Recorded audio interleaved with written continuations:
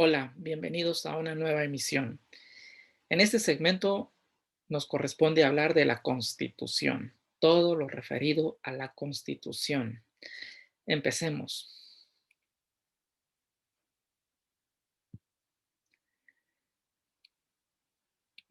En esta brújula van a salir los aspectos o los elementos generales de los que vamos a estar hablando en esta sesión. Número uno, vamos a hablar rápidamente de la Constitución de Cádiz, mejor conocido como la Pepa. Popularmente se le conoce como la Pepa por una fiesta que se celebraba un santo de allá en Cádiz, en España, tal José. Entonces le ponen ese nombre o así la conocen popularmente o coloquialmente, pero el nombre es la Constitución de Cádiz. La Constitución de Cádiz surge cuando Napoleón Bonaparte estaba, por medio de su hermano José Bonaparte, estaban gobernando España. No sé si recuerdan en la historia de México que Fernando VII, rey de España, había sido prisionero, capturado por Napoleón Bonaparte. Estaban prisioneros, estaban en Francia. Y Napoleón Bonaparte puso a su hermano José Bonaparte gobernando lo que es España. Eso sucedió como en 1808. Y en 1808, prácticamente los españoles que vivían aquí en la Nueva España, la mayoría de ellos, los criollos, se levantaron en alarma de que su rey había sido prisionero, estaba cautivo por los franceses. Entonces, ese fue uno de los principios o uno de los primeros elementos de la independencia de México, o las tres cláusulas, mejor dicho. Okay. Ignacio Allende, José Aldama y la corregidora, José Ortiz Domínguez, se reúnen clandestinamente aquí en México y empiezan a hacer toda una confabulación de levantarse contra un movimiento. Supuestamente hoy en día la gente lo conoce como el movimiento de la independencia, pero no, no es así. De 1808 a 1810 se crearon dos órdenes de clandestinas, ¿no? Por un lado estaba la de Allende y por otro lado, que esas eran se llama la algarabía, le podemos decir aquí, o la, se me escapa el nombre. Bueno, pero era un movimiento que tenían como de unirse en contra de lo que estaba sucediendo en España. Había una que era en Querétaro y había otro que era en Valladolid, aquí mismo en la Nueva España. Estos movimientos eran clandestinos, no lo sabía el rey o el virrey que vivía aquí. Y la idea era levantarse en armas, pues, para hacer un movimiento. Pero lo que no sabía mucha gente es que en las cláusulas de Ignacio Allende, de Aldama y de la corregidora, no se enunciaba la independencia, no querían independizarse de España. ¿Por qué? Porque ellos eran criollos, ellos no querían independizarse. Entonces, ¿qué era lo que proponían? Principio número uno, la restitución de Fernando VII al poder, es decir, que Fernando VII siguiera siendo su rey y que volviera a ser rey de España, que lo dejaran libre los franceses. Uno, levantarse en petición aquí en movimiento de armas para apoyar ese movimiento e irse a la guerra contra los franceses si era necesario para que Fernando VII regresara a España a gobernarlos. Si se dan cuenta, no habla de independencia. Número dos, acabar con el mal gobierno en la Nueva España. Aquí sí ya entra la Nueva España, pero más dice acabar con el mal gobierno de la Nueva España. Y número tres, sustituir ese mal gobierno de la Nueva España por por un gobierno mejor, que podía ser puesto ya no por un peninsular, sino por un criollo, por un mestizo, por un indígena o un aborigen o un esclavo. Es decir, estos cuatro podían competir ahora para llegar a ser el virrey aquí en la Nueva España. Jamás, jamás se habló de independencia. De 1808 a 1810, los principios de Allende, de Aldama y de la señora Ortiz, de Domínguez, no hablaban de independencia de México. Pero nadie los conocía a ellos, entonces pues llaman a Miguel Hidalgo y Costilla, y Miguel Hidalgo y Costilla pues era conocido, y Costilla llama a la gente por medio de la iglesia, toda la gente se reúne y él dice, les da un discurso en náhuatl a toda la gente de que hay mucha injusticia, hay que levantarse en armas, pero jamás le dijeron, y también les dijeron que por Fernando VII, que volviera al poder y bla, bla, bla, que esto y lo otro. Los tres principios que les mencioné, eso era lo que estaban enunciando en 1810, lo que dijo Miguel Hidalgo y Costilla. Y se van en armas contra los ricos de aquí, de la Nueva España, para acabar ese mal gobierno. Entonces el virrey aquí pues también se arma con su revolución. Los de Miguel Hidalgo y Costilla, Allende, entonces eran insurgentes. Los del virrey con sus soldados y su ejército eran los realistas. Y se enfrentan y hay una matazón de 1810 que empezó la 16 de septiembre de 1810 que inicia la independencia, a 1812. Fueron 2 años de guerra. A los 1812 decapitan o fusilan y decapitan a Allende, a Aldama y a Miguel Hidalgo y Costilla. Y los decapitan, le quitan la cabeza. Entonces, ¿quién toma el mando? Surge un nuevo líder o dos líderes muy importantes. Ignacio López Rayón y José María Morelos y Pavón. José María Morelos y Pavón empiezan a tomar el mando, cada uno por un territorio, una región, y en una de esas se reúnen Andrés Quintana Roo, pero ya le habían invitado a la orden este señor, bueno, ¿cómo se llama? Bueno, a ver, permítanme tantito mientras recuerdo el nombre. Bueno, José María Morelos y Pavón elabora un documento que se llama Sentimientos de la Nación, y en Sentimientos de la Nación empieza a redactar toda una serie de cláusulas, y hablando ahí de que abolir la esclavitud, de la Iglesia Católica como la única, de que todos la América iba a ser libre, toda la América era libre, ya no querían depender de España, ni económica, ni social, ni política, ni culturalmente, querían una independencia total. Ahí es donde se viene a hablar de independencia, con Pavón. Con Pavón se viene hablando de independencia. Es decir, de 1812 atrás, no se habló de independencia, no era el propósito de independizarse. México o la Nueva España quería seguir perteneciendo a España. Entonces ya con el sentimiento de la nación cambia la perspectiva de los líderes de Rayón y toda su gente y de todo el pueblo.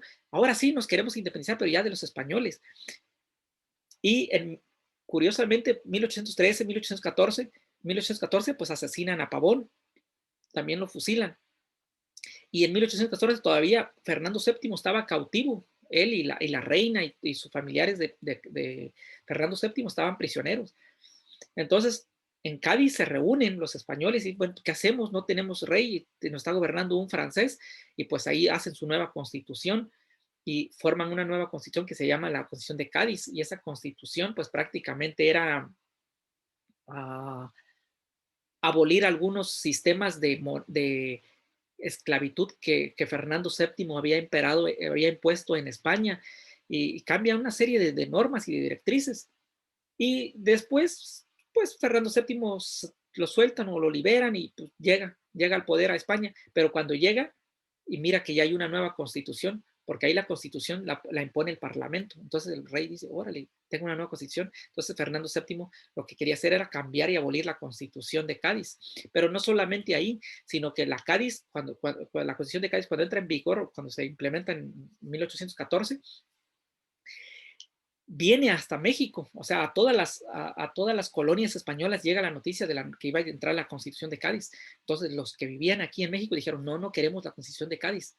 ¿Por qué? Porque la Constitución de Cádiz hablaba en uno de sus artículos que todos los que fueran criollos, o sea, todos los que nacidos en otro continente, y aún incluso los aborígenes o los indígenas, todos los seres humanos eran iguales ante la ley, todos tenían los mismos derechos y las mismas obligaciones, que no iba a haber diferencia entre españoles y entre americanos, que no iba a haber diferencia, que todos eran lo mismo. Entonces los peninsulares, los meros españoles que vivían aquí, los que venían de España, los que tenían el poder, dijeron, no queremos esa constitución de Cádiz aquí, porque si entras en vigor, pues los criollos, los mestizos, los indígenas, los esclavos se van a levantar y van a decir que todos tienen el mismo derecho, nos van a quitar el poder, los cargos, la administración, la riqueza y todo, no queremos. Y entonces empiezan a echar como tierra, pues, y cosas así a la gente a sus líderes, para que se armara más la revolución y de que tratar de ganarle a los insurrectos o a los insurgentes para que esa constitución de Cádiz no entrara en vigor aquí. Pero la idea era que Cádiz viniera a gobernar aquí como una constitución aquí en la Nueva España. Pero ya los dije, eso no les interesaba a los peninsulares. Bueno, esa es la constitución de Cádiz, que no entró en vigor aquí, ya no entró en vigor, por muchas razones que ya su maestro de Historia de México se las ha de haber contado, pero eso es un dato que yo les quise contar. Bueno, surge Sentimientos de la Nación, pero prácticamente no fue una legislación, no fue una constitución, fue más bien un documento que se pretendía echar a andar, pero ya no se echó a andar. ¿Por qué? Porque como había guerra, había la revuelta, pues lo dejaron ahí a la estante, ¿no? Al stand-by, y mientras se fueron a la guerra, y pues en eso pasa y lo decapitan a Pavón, y pues ya no se echó a andar los Sentimientos de la Nación y quedó ahí más como un documento perdido, que estaba muy bien, ¿no? Poco después del Sentimiento de la Nación se crea la Constitución de Apatzingán, que ese sí fue como el primer esbozo de la Constitución mexicana. La Constitución de Apatzingán se basaba en los Sentimientos de la Nación y también retomaba algo de la Constitución de Cádiz, pero tampoco funcionó como tal, como una constitución, porque no fue aceptada oficialmente como constitución. Se le llamó así porque se promulgó ahí en Apatzingán y tenía ese carácter de constitución, pero más no entró en vigor por lo mismo que estaba también la revolución de la independencia de México. Entonces, prácticamente no es oficial, pero son como los antecedentes de nuestra primera constitución. Luego viene la proclama de 1821. Entonces, en el transcurso de todos esos años, llega 1821. La proclama de 1821 son los tratados de Córdoba. ¿Qué son los tratados de Córdoba? Son cuando el virrey de aquí de México vio que ya era imposible ganarle a los insurrectos, entonces lo que le dice a su líder, a Agustín de Iturbide, ¿sabes qué? Haz la paz con Vicente Guerrero, porque ya habían matado a otros. Haz la paz con Vicente Guerrero y Ignacio López Rayón, y que quede ahí, que no haya más guerra. Pero pues Agustín de Iturbide tenía otro plan también como los virreyes. Y van y se encuentran y se dan el abrazo, y ahí es donde surge que se acaba la guerra. Fue en 1821, el 24 de febrero de 1821, y dicen ya no más revolución, ahí se muere, acaba la paz, y ya entran como que al país diciendo que ya no hay revolución, ya no hay independencia, pero no se declaró oficialmente la independencia de México. Todo esto fue febrero, 1821, febrero. Pasó marzo, abril, mayo, junio, julio, agosto, septiembre, hasta septiembre, 7 meses después, en septiembre, mandan de España mandan a un tal Juan O'Donoghue, y el Juan O'Donoghue llega por Veracruz y entra por todo lo que es la parte de regiones de Veracruz, unos pueblos, y iban para México, y en Córdoba se sientan y con Vicente Guerrero, Agustín de Iturbide y otros personajes más, y ya les dice, ¿saben qué? Pues ya aquí firmemos la independencia, un acta, el acta de imperio, de independencia, perdón, el acta de independencia de México, ya firmada por Juan O'Donoghue como un representante de España. Y eso fue el 27 de febrero de 1821, y es ahí cuando ya como que oficialmente tenemos el papel de una nación independiente, 1821. Pero la proclama de 1821 fue importante porque fueron los tratados de Córdoba, fue donde se finaliza la independencia, la revolución, la matanza, todo ese tipo de circunstancias. Bueno, termina 1821, entra Agustín de Iturbide como emperador, se autoproclama, se impone como emperador Agustín I de Iturbide o uno de Iturbide, y empieza a hacer un gobierno mal, o sea, peor todavía que lo que había en la Nueva España. Esclavitud, abolición de leyes, y pasando sobre sus propias leyes que habían creado, asesinato, robo, todo lo que uno se puede imaginar, un ejército malvado. Entonces, en 1823 más o menos ya lo sacan y le expulsan del país y le dicen que se vaya a Italia, que le iban a pagar su salario como presidente, pero no quiso, y que si regresaba lo iban a fusilar, y regresó y lo fusilan. Entonces ya ahí pues se hacen elecciones, y en las elecciones ya de 1820, En 1824 entra como presidente, en el 4 de abril o el 1 de abril entraban los presidentes y entra Guadalupe Victoria como primer presidente. Entonces, en 1824 entra primer presidente, ahí México tiene otra acta, el acta de presidencialismo. O sea, antes era un imperio, con Agustín de Iturbide era un imperio, México era un imperio. Luego pasa a 1824 una república y ya entra a gobernar. Naturalmente que empieza a pedir préstamos con varios países y ahí empieza la deuda externa, porque no había dinero, porque todo lo que fueron los 11 años de la independencia de México dejó en ceros al país, tierras destruidas, ganados, comercio, todo cero, no había dinero, empieza a pedir préstamos a España, perdón, a Francia, a Inglaterra, a Estados Unidos, a Holanda. Ahí empiezan nuestros datos de la deuda externa. Y en su gobierno de Guadalupe Victoria, en 1824, se crea la primera constitución ya oficial, la constitución de 1824. Esta fue nuestra primera constitución oficial.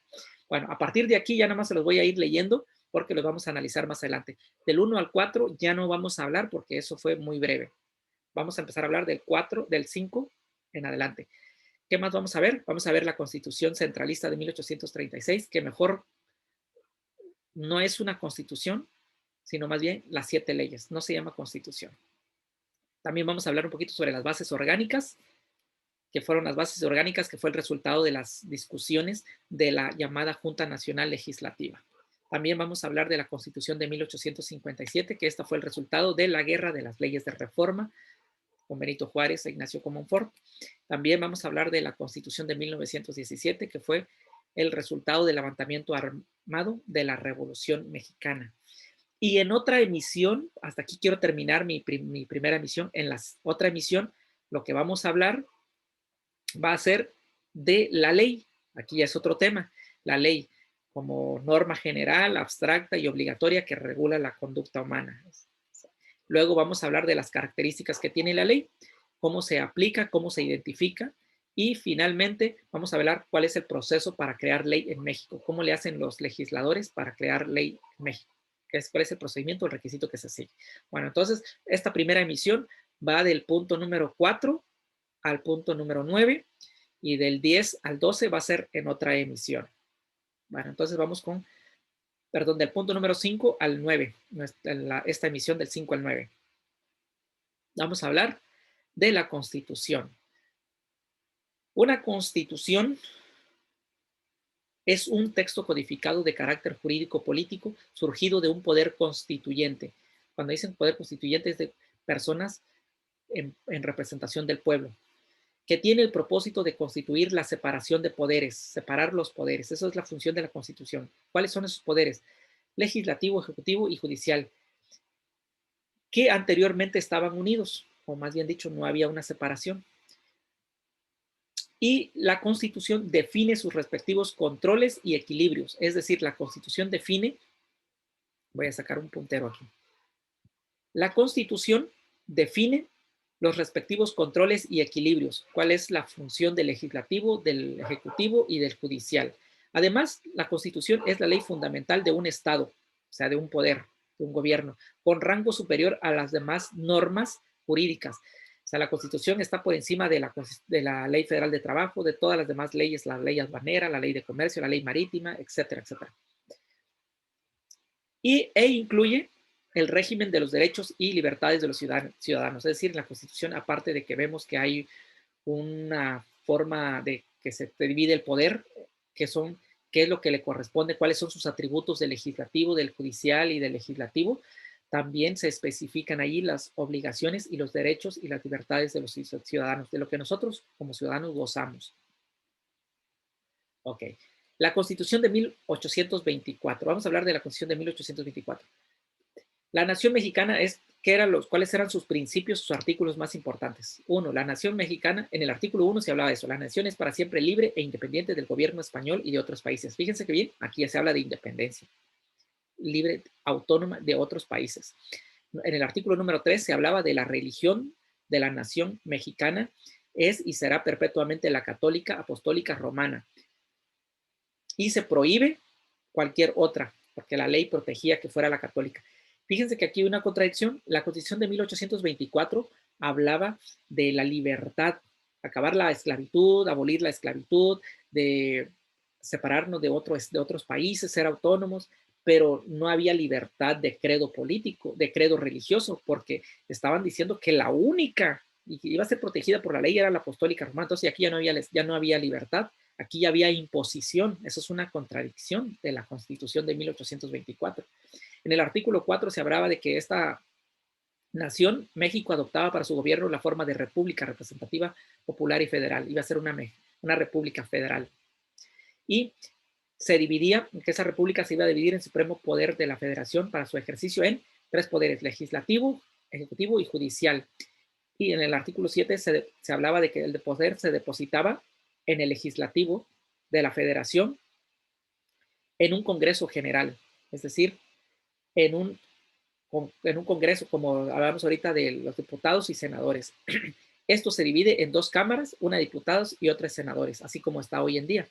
En el artículo 50 se hablaba de la libertad política de imprenta en la federación y en los estados. Todos los estados y en todos los países, todos los estados de la República Mexicana debía haber libertad de prensa. Cualquiera podía publicar sin temor a ser enjuiciado o recriminado por el Ejecutivo o por el presidente, porque en la Constitución de antes de 1824, todos los demás, estaba prohibido la libertad de imprenta, la libertad política de imprenta. En el artículo 74 se hablaba de se deposita el supremo poder ejecutivo de la federación en un solo individuo, que se denominará presidente de los Estados Unidos mexicanos. Es decir, que el máximo poder lo tenía el ejecutivo. Y que también había un presidente, o habrá un presidente, un vicepresidente, en quien recaerán, en caso de imposibilidad física o moral del presidente, todas las facultades o prerrogativas de este. Cuando el presidente no pudiera dirigir a la nación por incapacidad física o por incapacidad moral, porque se le estaba enjuiciando, para eso estaba la representación del vicepresidente. Y en el 95 se expresaba que el presidente y vicepresidente entrarán en sus funciones el 1 de abril y serán reemplazados en igual día cada 4 años por una nueva elección constitucional. Es decir, el 1 de abril entraban y en 4 años, el 1 de abril, terminaba su ejercicio presidencial. Cada 4 años, eran cuatrienios. Ahora vamos a hablar de las 7 leyes. Las 7 leyes. ¿Qué son las 7 leyes? Mejor conocida como, bueno, se conocían como la Constitución de 1836, pero no llegó a ser una constitución oficial. Las 7 leyes. El país vivía un caos político desde 1829 entre centralistas y federalistas. Los centralistas venían siendo los realistas, los que eran del virrey, y los federalistas venían siendo los que eran de Miguel Hidalgo y Costilla, de Ignacio Aldama, de Vicente Guerrero, los insurrectos, o los llamaban insurrectos, o insurgentes también. Entonces, esos dos bandos, insurgentes y realistas, pasan a formar ahora con otros grupos políticos, con otros nombres, federalistas y centralistas. Así como, o sea, después de esas luchas que había, también habían sublevaciones de varios estados, es decir, varios estados de la República Mexicana, que en ese tiempo no se llamaban estados, se llamaban intendencias, y no eran 32 estados como hoy, eran 19. Varios de esas intendencias o de esos estados se levantaron como que para quererse independizar. También estuvo el intento reformista liberal de Valentín Gómez Farías en 1833. Es decir, me faltó decir un dato, que la Constitución de 1824 estuvo vigente hasta 1835, 11 años, casi 12 años. Y en 1833, cuando estaba la Constitución de 1824 en vigencia, el presidente Antonio López de Santa Anna era un pillo que un tiempo estaba con los centralistas y otro tiempo estaba con los federalistas, y se cambiaba donde le convenía, ¿no?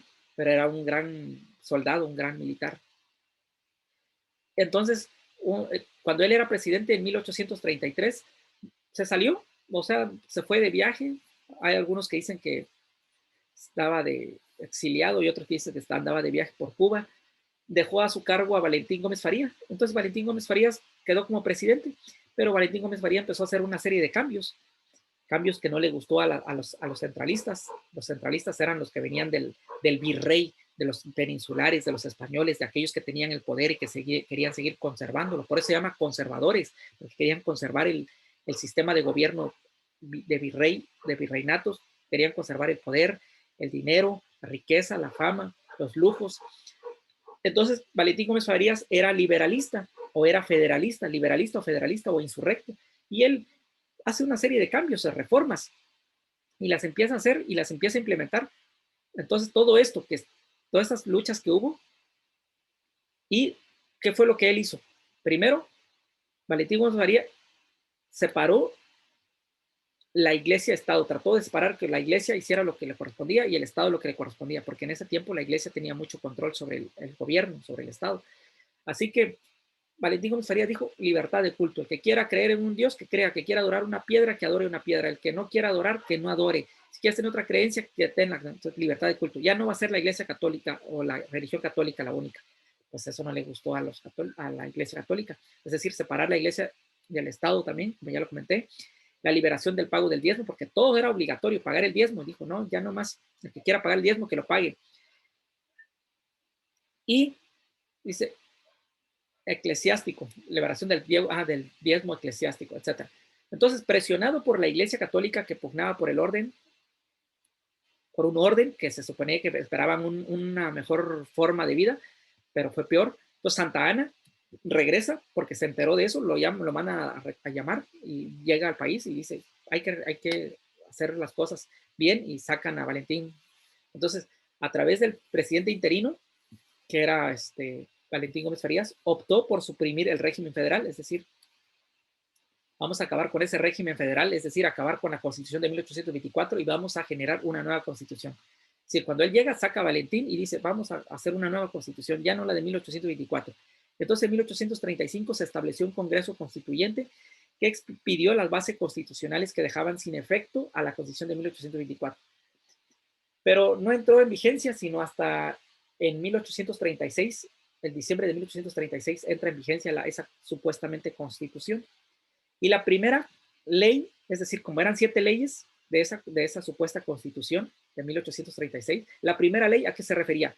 Se refería a los derechos y deberes de los ciudadanos y establecía la obligatoriedad de la religión católica. Otra vez, había derechos y deberes para los ciudadanos, pero la Iglesia Católica tenía mucho poder y decía que sea la única religión, o sea, no más. La segunda ley estableció o creó el poder supremo conservador, el cual podía declarar la incapacidad física o moral de cualquiera de los 3 poderes de la República. Ok. El supremo poder conservador o el supremo poder conservador, SPC, estaba por encima del ejecutivo, del legislativo y del judicial. Por aquí estaba, ¿sí? Vamos a ponerlo así. Entonces, este supremo poder conservador estaba dirigido por 5 personas. Estas 5 personas tenían más poder que el presidente, que la Cámara de Diputados y que la Suprema Corte de Justicia de la Nación. Tenía más poder y podía incapacitarlo, decirles que tú quedas fuera o te pongo a otro presidente o lo que sea. Ellos tenían más poder. Esa era la segunda ley. Y que no iba a haber vicepresidencia. Es decir, el presidente va a estar aquí, pero iba a estar gobernado por el supremo poder conservador. Y el cargo del presidente iba a ser, ya no ser de 4 años, como lo decía la Constitución de 1824, sino iba a ser de 8 años. Y la tercera ley, cuarta y quinta, organizaban los poderes de la Unión, fijando los procedimientos de su elección y sus atribuciones. ¿Cuáles son los poderes? Poderes ejecutivos, legislativos y cómo se iban a hacer todos los procesos de elección para gobernadores, presidentes o alcaldes y gobernadores. La sexta ley establecía la división del territorio en departamentos, o sea, lo que yo decía, no se iban a llamar estados, sino se iban a llamar departamentos. Y la séptima ley señalaba que por ningún motivo las leyes constitucionales podían ser modificadas durante un espacio de 3 años. Es decir, durante 3 años no se iban a modificar esas 7 leyes, supuestamente. Después de esos 3 años iban a ver si había necesidad de modificar alguna, se podía modificar, mientras no.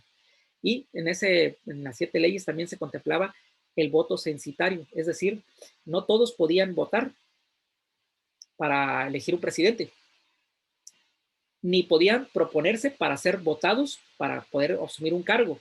Para poder votar o para poder ser votado, debías tener educación, bienes o propiedades, riqueza y algunas otras cualidades que no podían tener, por ejemplo, la gente pobre, la gente marginada o la gente que no tenía educación. Entonces, mucho menos las mujeres no podían votar, ese era el voto censitario.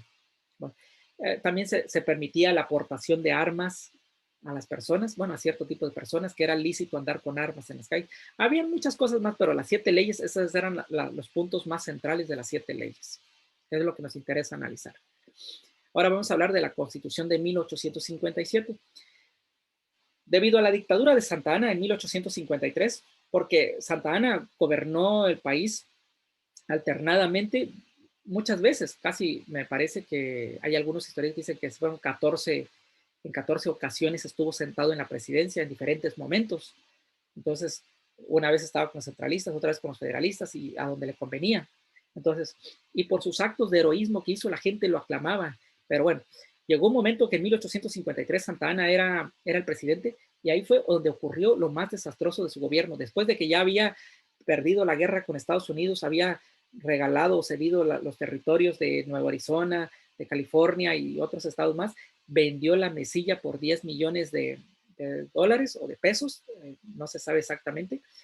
Bueno, entonces, en fin, todo eso que había hecho impuso una nueva modalidad, como se le estaba acabando el dinero al país, estaba quedando en pobreza, implementó una serie de impuestos, cobrarle impuesto a la gente que tenía mascotas, el que tenía más gatos, perros, les iba a cobrar más impuestos, los que tenían ventanas o más ventanas en su casa porque tragaban o respiraban más aire, les iba a cobrar más impuestos. Ya no sabía de dónde sacar dinero porque él, todo el dinero que tenía, lo usaba para sus fiestas, se hacía grandes banquetes, invitaba a reyes, virreyes, a duquesas y duques, y andaba en la alcurnia, andaba en la algarabía este señor, y se proclamó en ese tiempo, a ese periodo de 1850-53 se le conoce como la dictadura de Santa Anna. No fue un gobierno democrático, sino fue una dictadura. Fue un gobierno autoritario militarista, porque él era militar. Y naturalmente que se impuso el cargo o el título de nobleza de Su Alteza Serenísima. Entonces, cuando se dirigían a él, se tenía que decir como Su Alteza Serenísima, presidente, señor Santa Anna o Antonio López de Santa Anna. Entonces, debido a toda esa situación crítica, porque hubo hambruna, hubo muerte, la gente quedaba muerta en la calle porque no había dinero, había una gran pobreza porque Santa Anna había hecho todo un saqueo al país. Entonces, se levantan en armas unos pensadores, unos ilustres, entre ellos tenemos ahí a Ignacio Comonfort, tenemos a Benito Juárez, pero también ellos, Santa Anna tenía su gente, pues otros intelectuales, conservadores que pugnaron por una lucha, ¿no? Y se voy a seguir leyendo aquí. Y tras la victoria de los liberales, bueno, ¿por qué hubo una victoria? Porque hubo un enfrentamiento, ocurrió la revolución de Ayutla en 1854. La revolución de Ayutla fue, pues propusieron unas nuevas leyes tratando de reformar, y una de esas leyes era abolir la constitución de las 7 leyes y sacar a Santa Anna del país, destituirlo, y si se regresaba, fusilarlo e implementar una nueva constitución. Y ganaron los liberales, ganaron los liberales.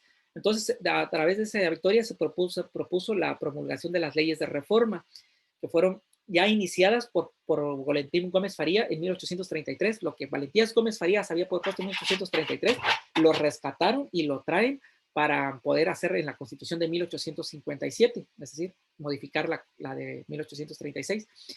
Pero, o sea, por lo que la Constitución de 1857 entonces ya quedó integrada por 8 títulos, 120 artículos que garantizaban los derechos del hombre, la soberanía nacional, y dividía los poderes de la nación en ejecutivo, legislativo y judicial, donde se depositaba el poder legislativo en el Congreso de la Unión, que sería constituido por una sola Cámara, la de Diputados, y el Poder Judicial se integraría por 3 departamentos: la Suprema Corte de Justicia, los tribunales de circuito y de distrito.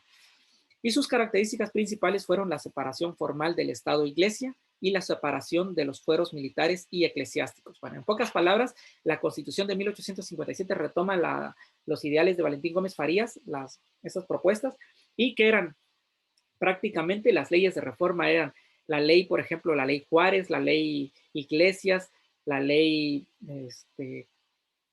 de 1857, era precisamente quitarle todo el poder a la Iglesia Católica y separar sus funciones de la iglesia con lo del Estado. Por ejemplo, la iglesia tenía el control de los entierros, de los registros civiles, de los matrimonios, de las tierras, y bueno, y las iglesias, por ejemplo, también está la ley Lerdo, que era decomisar todos los bienes que la iglesia había tenido, las tierras, propiedades, y vender esas propiedades para darla y repartirlo para el bien del pueblo, ¿no? Para mejorar la economía del pueblo y quitarle los fueros militares, es decir, que a los eclesiásticos o los sacerdotes o todos esos ministros se les iba a quitar el fuero. ¿Qué era el fuero? Pues que ya no iba a tener se dice, la representación o el poder que los incumbría para ya no poder ser juzgados en un tribunal, porque cuando cometían, por ejemplo, un acto ilícito, si un sacerdote se violaba, por ejemplo, a una mujer o un militar mataba a alguna persona, no los enjuiciaban en el tribunal, sino que eran enjuiciados en sus propios tribunales o nada más los cambiaban de departamento, los mandaban a otro estado, a otro departamento, a otra parroquia, en el caso de los sacerdotes y ya. Pero entonces, cuando vienen estas leyes de las reformas, todos van a ser iguales. Ya no hay sacerdotes con fuero. Si cometen un acto ilícito, van al Tribunal de Justicia, a la Suprema Corte de Justicia de la Nación, ¿no? Todos sus tribunales, sus circuitos. Esa era la idea, ¿no? Acabar con ese poder que tenía la Iglesia Católica, con ese poder que tenían los conservadores y que esclavizaban al país, que tenían esclavizado y en la pobreza al país.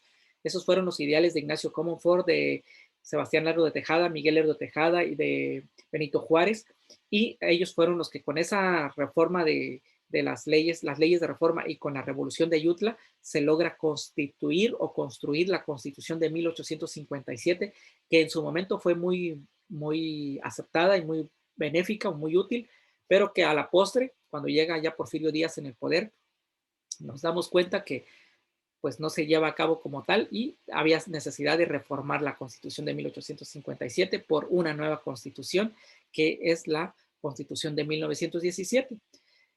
La Constitución de 1917 es producto de las diferentes manifestaciones populares que consagran los ideales y aspiraciones de la Revolución Mexicana.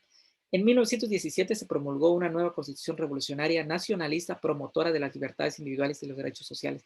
Esto se dio porque 31 años de dictadura militar, ahora ya por Porfirio Díaz, donde también había 97% de la población era rica y el 3%, perdón, 97% de la población era pobre y el 3% eran ricos y la mayoría de la pobreza pues estaba en todos los campos y la industrialización, la modernización y todo el desarrollo económico que hubo en México fue gracias a Porfirio Díaz, sí, pero solo eso fue en la ciudad y fue a costa de la esclavitud de las demás personas, porque sí vino inversión extranjera, la tabacalera, la de industria, de vidrios, la textilera que se creó, la minería, todos vinieron las compañías petroleras de Holanda, de España, de Alemania, vino mucha inversión con Porfirio Díaz. México fue un país que deslumbró y que salió a la luz pública en todo el mundo en televisión. Fue la primera vez que Porfirio Díaz sale en televisión, el primer personaje que sale en televisión.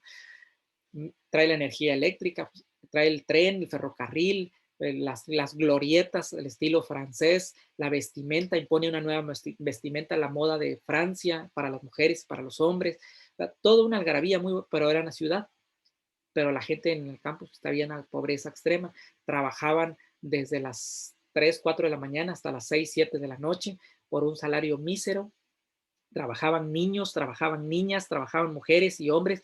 El hombre ganaba máximo 50 centavos y no se les pagaba, las mujeres 25 centavos, las niñas 5 centavos, los niños 10 centavos y no se les pagaba en dinero, se les pagaba con un valecito, que ese vale era para ir a comprar comida en las tiendas de raya. Las tiendas de raya eran unas tiendas donde se vendían los peores productos, ¿sí? Del frijol, el maíz, el arroz, el trigo, todo lo más podrido era en las tiendas de raya y no podían comprar en ninguna otra parte porque no había otras tiendas porque Porfirio Díaz lo tenía controlado. Así que tenían que ir a cambiar ese valecito en la tienda de raya y les daban la comida putrefacta, podrida, mala y no les alcanzaba y quedaban debiendo. Y luego el otro taloncito que sacaban de su trabajo lo iban a rayar ahí. Por eso se llama hoy en día, ¿cuánto rayaste? Te dicen, ¿cuánto rayaste hoy cuando sacaste de tu ganancia, de tu trabajo? Porque lo iban a dejar a la tienda de raya para rayar, para la comida. Y por eso Porfirio Díaz se hizo más riqueza con sus súbditos y su gente y sus del pueblo, sus latifundistas y todas esas personas que le apoyaban a él, pero la gente estaba pasando pobreza y hambruna, lamentablemente, ¿no? A causa de eso, de la fuerza humana y del trabajo de las personas, México sí prosperó, pero pues naturalmente hubo mucha crisis social. Esta constitución de 1917 nace a raíz de eso, ¿no? De la Revolución Mexicana, que estaban viendo toda esa esclavitud, que las tierras, no había reparto de tierras porque la mayoría de la gente era esclava y trabajaba los latifundistas eran dueños de miles y miles y miles de hectáreas, y para eso tenían esclavos para trabajar todas esas miles de hectáreas, y ahí nomás le daban la comida, la comida más barata o raquítica y un techo, y no tenían derecho a educación, solamente la gente rica tenía derecho a educación. Entonces, la gente se presenta en la revolución de 1920 y en ese periodo de la revolución, perdón, exigen algo, pues a cambiar algo y se crea a través de un constituyente, un poder constituyente, crear un nuevo documento que es la Constitución de 1917 que fue promulgada el 5 de febrero en la ciudad de Querétaro y se tomó como base la Constitución de 1857. Pero a esta Constitución, la de 1917, se le añadieron demandas del pueblo que dieron origen a la Revolución Mexicana, como la cuestión agraria del artículo 27, es decir, la repartición de la tierra, quitarle la tierra a los latifundistas, a estas personas que eran los dueños de la vida de las personas y para hacer la repartición de las tierras. Y se implementó. Entonces, el artículo 27 de la Constitución habla eso precisamente. Y la cuestión obrera, es decir, el artículo 123, en donde se especifica ya que no debe haber trabajo para niños, que está prohibido el trabajo para menores de edad, que el trabajo debe ser digno, es decir, 8 horas 5 días a la semana o 6 días a la semana, con días de descanso, con goce de sueldo, con goces de derechos, con goce de derechos o de, por ejemplo, los bonos de despensa, de puntualidad, lo que son por si hay algún accidente, que tiene seguro de vida, todas esas cuestiones ya están, y derecho a huelga, con derecho a manifestarse, a exigir un salario más digno. En fin, todos esos beneficios están en el artículo 123 y de ahí, del artículo 123 se emana la Ley Federal de Trabajo. Entonces, la Ley Federal de Trabajo, su fundamento lo encuentra en el artículo 123, que protege al trabajador y también de alguna manera al empleado, o al empleador y al empleado, que trata la relación entre esas dos personas o entre esos dos personajes. Y también se circunscribe un artículo que es famoso, el artículo tercero, que es el artículo de establecer la educación laica, gratuita y obligatoria, laica, que ya no sea de la Iglesia Católica, que no se hable de ninguna religión, sino que sea laica, que sea neutra, científica en este caso, y obligatoria, que sea obligatoria para todos los niños y que sea gratuita, que ya no fuera solamente para los ricos y que no se cobrara. Bueno, aunque de todo eso todavía no se ha logrado, ¿no? No se ha logrado la obligatoriedad ni la gratitud, o que sea gratis, perdón, porque de alguna manera cuesta, o les cuesta, les cobran el uniforme, les cobran los libros, etcétera. El artículo tercero, ¿no? Y la separación de los deberes del Estado e Iglesia, que se trata en el artículo 130, por ejemplo, la Iglesia, lo que le corresponde a tus asuntos, pero no te metas en los asuntos del pueblo o del Estado. Entonces, esos son como algunos de los artículos que más se enuncian, pero también está el artículo número 2, el del derecho de los indígenas, el artículo 4, el derecho a la salud, a la protección de la salud, y muchos otros derechos que no se contemplaban en la Constitución de 1857. O sea, hay muchas garantías ahí que se tienen que, como derecho y como beneficio de los ciudadanos. Entonces, fue una de las mejores constituciones y prácticamente vamos a dejar aquí nuestro estudio para ver la otra parte que se refiere a la ley. Así que nos vemos en la próxima emisión y muchas gracias por su atención. Hasta la próxima.